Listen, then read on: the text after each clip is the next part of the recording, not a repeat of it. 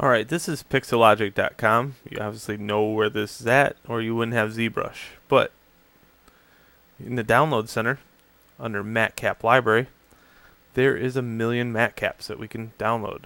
Well, not quite a million, but quite a few. Now, if you're any nerd like I am, you'll probably download each and every one of these and put them on your hard drive. I would highly recommend you don't do that. Only for the simple fact that there's a lot of these, and having too many of these at your disposal can lead to a bottleneck sometimes. Okay, loading the program, doing a lot of things. Like if I click the materials button, it might take a long time before it pops up. You know, those things. Okay, now back to gallery. There's MatCap effects. You should download a couple of these. I'm going to download this one. It's called Hell's Breath. And I'm also going to download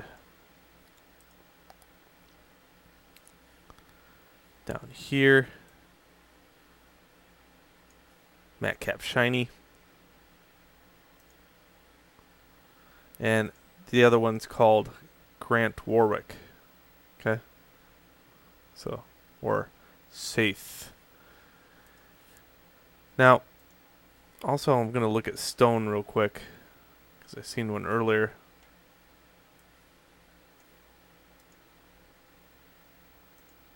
Now keep in mind, all these work with that same workflow that I just showed you. So if you want to, bake any of these very quickly, you can go in here and say, well, crystal wax or any of these stones, you can make the skull look like a stone rather than what I have it as.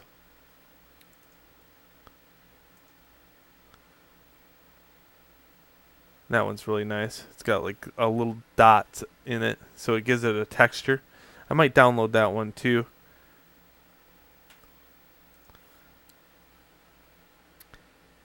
Okay, so how do you get these over to Pixelogic or ZBrush? Well, here they are on my hard drive. Well, two of them at least. I'll go get the other one here in a minute. And I have these ZMT files. Now I put these in a folder, or you can put them in your ZBrush folder, as I said, but I would stay away from doing too many. They don't need to be in there, because all I do is have to go to materials, and I can load the new material. In this case, I have something on my desktop called Skull Bake.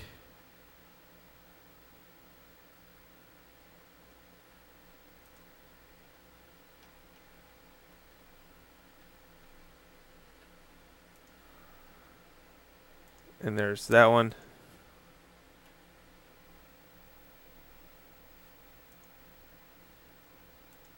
And here's Hell's Breath. Okay, so what can I do with these? Well, I could produce some very unique looking spectral maps. And I'll show you what a spectral map is. It's very simple to produce. In fact, I'll show you the traditional way, the traditional spectral map, and then the special effects spectral map. Just so you don't get too hung up on everything has to be a special effect. So with these unique materials, you can see that, my bake, here's my square that I baked before. And you can see these little lines really do show up via special effects and glow. Well, that's the idea with a spectral map. You can either have a special effect, or you can have this very, very cool. I don't see that other material in here. There's Hell's Breath.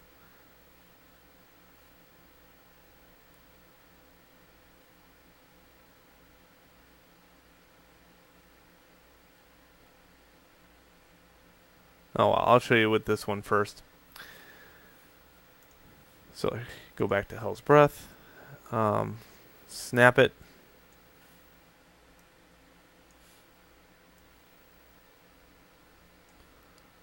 Hit new texture with white. and you repeat the process as I did before.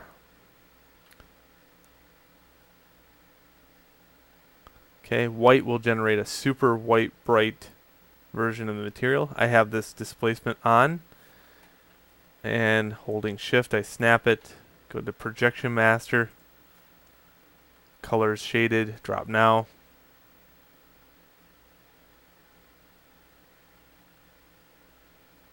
Projection master, pick it back up.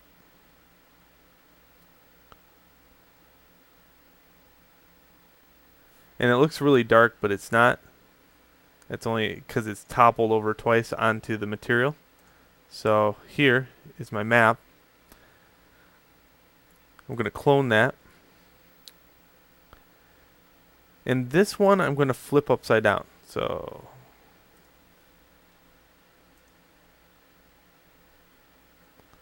and then export.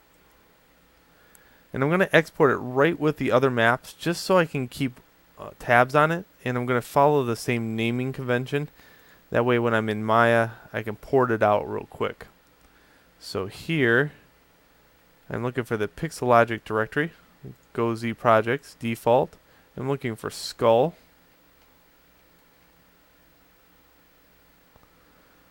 Okay, notice it has texture, normal, displacement. I'm going to name this Spec. There is no real way to export a spectral map that I know of out of ZBrush with GoZ. I know that was a question somebody asked me once.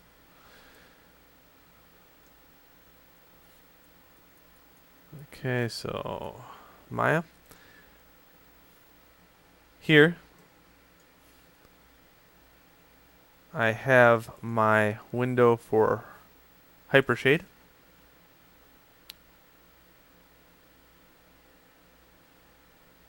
All these maps are really big too. I keep them really big all the way to the end.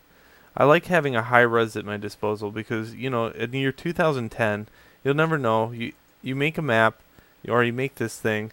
I make it to 4096 standards now because I just know how the industry works. It's, you know, sooner or later we'll have 4096 maps, so why not have the best of the best? And then later on, 2-3 years from now, I might have a skull on my hard drive that I can use.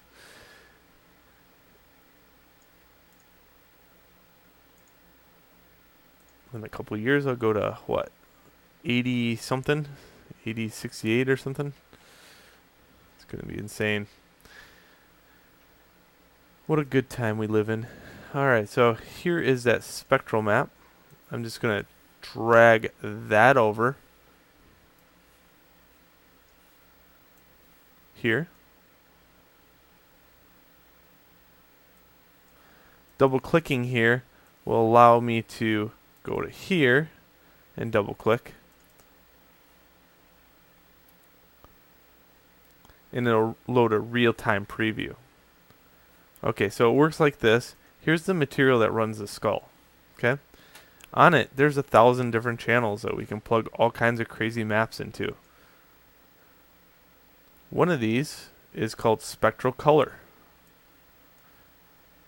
And if you want a cool special effect, you go to spectral color and drag any of these maps on here that you baked out.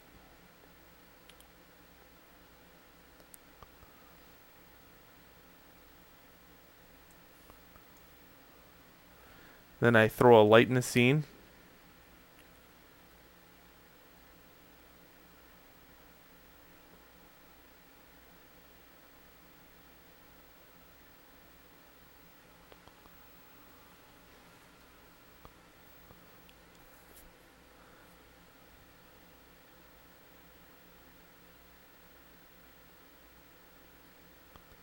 Okay.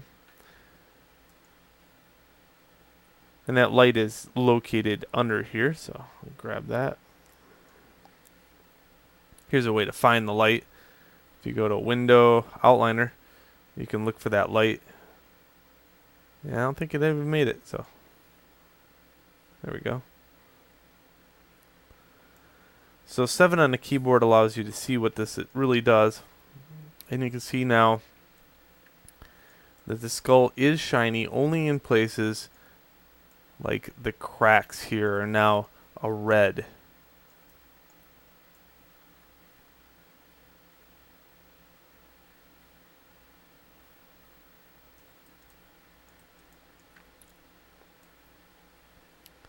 And that's what it would look like in game too. So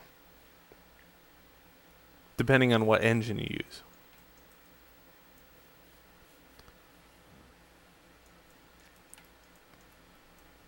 Okay, so that's the atypical version of a special effect map.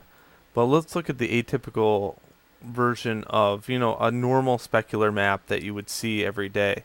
So in the next video, what I'm going to do is take the displacement and turn it into a spectral. Okay, I do that in Photoshop.